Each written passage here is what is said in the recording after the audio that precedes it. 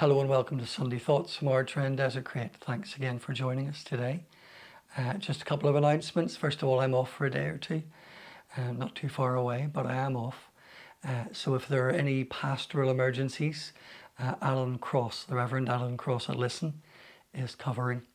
There's just the one morning service this Sunday, the 1st of August, and that is in Ardtrea at 10:30. And our good friend Chris Broadle is covering leading morning worship on Sunday. Secondly, in announcements, our art display that we made to mark the lockdown in 2020 is now on the wall in the hall in Desertcreat. It looks fantastic. So we want to say thank you to Heather, who made it all happen, and to Diane McCormick, our resident artist, for all her hard work and guidance, and of course to everyone who took part. And finally, in the announcements, we were really saddened. There was a real sense of heaviness over the village and over our community this past week with the loss of Raymond Hewitt. Raymond has been a member of Desertcreat since childhood and a vestry member for decades. He was our local shopkeeper in the village, and we had huge affection for him. We just have great memories of Raymond. And so we want to send our prayerful best wishes to Ruth and the family here at home and also in Australia. Here's a hymn from New Mills Silver Band that needs no introduction.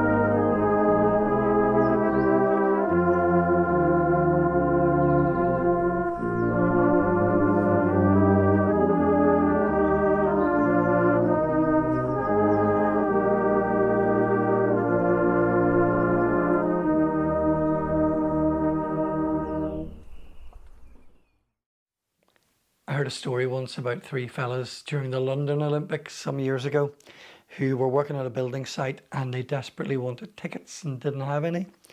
So they concocted a plan, needless to say. One was a Scotsman, one was an Englishman, and one was an Irishman. The Scotsman picked up a circular manhole cover and walked to the gate and he said, "McTavish, Scotland, discus," and in he went. The Englishman picked up a length of scaffolding and slung it over his shoulder and he said, "Waddington Smythe, England, pole vault." And he got in too. The Irishman looked around, picked up a roll of barbed wire and tucked it under his arm. "O'Malley, Ireland," he said. "Fencing." I'm not sure whether he got in or not. It's true to say that in sport, it's the winners who are remembered. And as a rule, the losers are quickly forgotten. Many of the older folks watching will remember the great Eddie Edwards.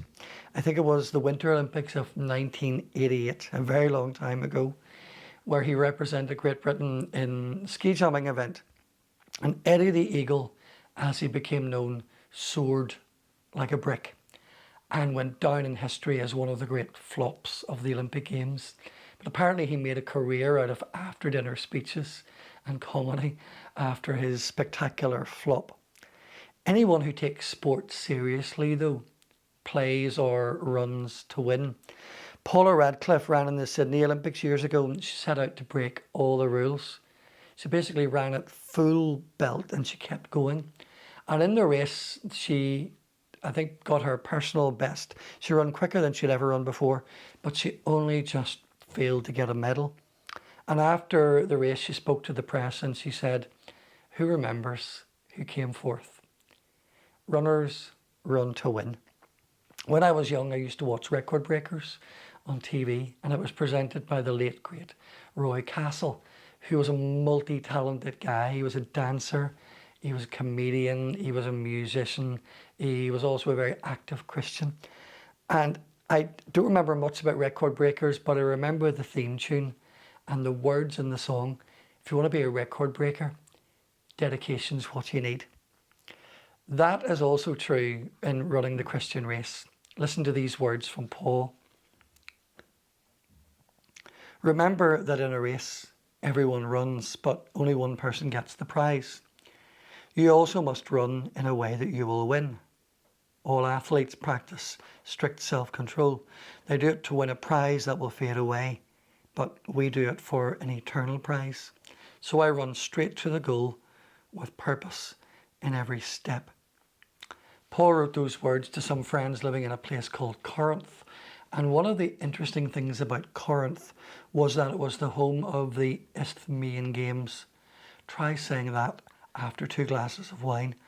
It was staged in Corinth every 2 years, and after the Olympics, those games were the second most important games in the known world. Now, Paul wrote these words to his friends in Corinth because he was single-minded about following Jesus. He ran with purpose. His life had a plan. And there's a couple of things we want to consider really quickly from his words this morning. Referencing last week's thoughts, I said that last week that there's a real difference between being a spectator and actually being in the race. And that's a question we all have to ask ourselves. Are we spectators or are we running this Christian race? Some people believe, for example, that once they're baptized as a child that they're automatically in the race. And I don't think that's true. I have many friends who have been baptized as children and they don't have any active Christian faith or belief at all. In fact, some of my friends would say they are non-believers, So baptism alone does not mean that you're in the race. Yes, at your baptism as a child in our tradition, parents and godparents make promises that they'll encourage you to find a faith of your own. And it's our hope that you do. But some people don't. So first question to ask yourself, are you running the race or are you just spectating? A second thing to reflect on this morning is that in running this race, there's a really big difference between trying and training. I know many people who started the Christian race and dropped out, saying something like, "I tried it for a while and it didn't seem to work for me." And they've assumed that it's about trying, but actually running a good race is primarily about training. Imagine this. Imagine you get a call from the Great Britain Olympic Committee and you've been chosen to represent your country at the next Olympics, wherever they're going to be. And you picture the glory, you on the podium, millions watching on telly, and in reality hits right now, you get out of breath just running up the stairs. You can try as hard as you like when you got to the games, but unless you've trained, you're not going to run a good race. Apparently in Paul's day, those competing at the games at Corinth had to go under intensive training for 10 months. And if you hadn't done that, you wouldn't even be allowed to compete in the games.